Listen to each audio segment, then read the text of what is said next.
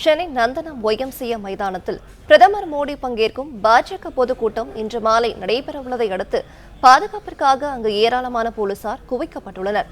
கூடுதல் விவரங்களை தர இணைப்பில் காத்திருக்கிறார் எமது செய்தியாளர் பாண்டியராஜன். வணக்கம். இது பற்றிய முழு தகவலை பதிவு பண்ணலாம்.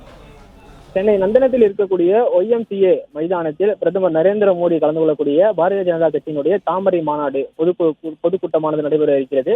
குறிப்பாக 15,000 காவல்துறையினர் பிரதமருடைய வருகையை ஒட்டி இந்த பொதுக்கூட்டத்திற்காக பாதுகாப்பு பணியில் ஈடுபடுத்தப்படுவார்கள் என தெரிவிக்கப்பட்டிருந்தது.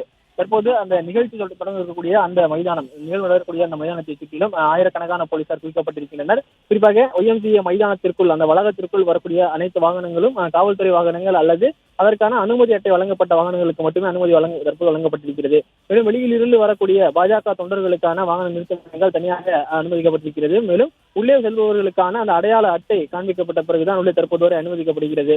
தற்போது வரைக்கும் இந்த பகுதியில் இருக்கக்கூடிய பாஜக தொண்டர்கள் உள்ளே அனுமதிக்கப்படவில்லை. மதியம் 2 மணிக்கு மேல் அவர்கள் உள்ளே செல்வதற்கான அனுமதி வழங்கப்படும் எனவும் காவல்துறை தரப்பில் தெரிவிக்கப்பட்டிருக்கிறது. குறிப்பாக வாகன நிறுத்துமிடங்களில் மோப்ப நாய்களை கொண்டு சோதிக்கக்கூடிய அந்த பணி நடைபெற்று வருகிறது. இன்று மதியம் சென்னை வரக்கூடிய பிரதமர் நரேந்திர மோடி சென்னை விமான நிலையத்திலிருந்து ஹெலிகாப்டர் வாயிலாக கல்பாக்கம் செல்கிறார். அங்கே நடைபெறக்கூடிய நிகழ்வில் கலந்து கொண்டு அதன் பிறகாக மீண்டும் கல்பாக்கத்தில் இருந்து சென்னை விமான நிலையத்திற்கு ஹெலிகாப்டர் வாயிலாக வருகிறார். சென்னை விமான நிலையத்திலிருந்து இந்த மாலை 5 மணியிலிருந்து 6 மணி வரை என்று தெளிவாக சொல்லப்பட்டிருக்கிறது. அந்த மணியில் சென்னை விமான நிலையத்தில் இருந்து சென்னை ஒய்எம்சிஏ மைதானத்திற்கு சாலை வழியாக வருகிறார். அதன் பிறகாக 1 மணி நேரம் இந்த பொதுக்கூட்டத்தில் கலந்து கொள்கிறார். 20 நிமிடங்கள் பிரதமர் பேசுவார் எனவும் அந்த உத்தேச பட்டியல் என்பது வெளியிடப்பட்டிருக்கிறது. விவரங்களுக்கு நன்றி பாண்டியராஜ்.